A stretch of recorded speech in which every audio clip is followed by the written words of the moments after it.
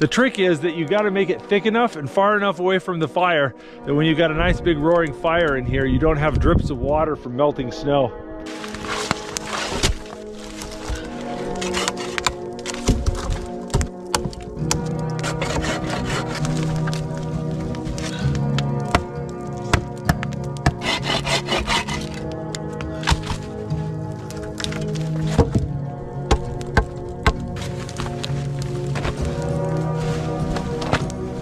Shelter's feeling nice and tidy, the bed's feeling better, I got more of a platform, got some firewood drying. I think it's time to eat some food.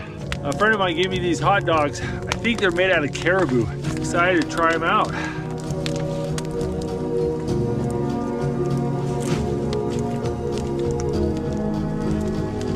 That's a good hot dog. I got the heat reflecting off this side wall.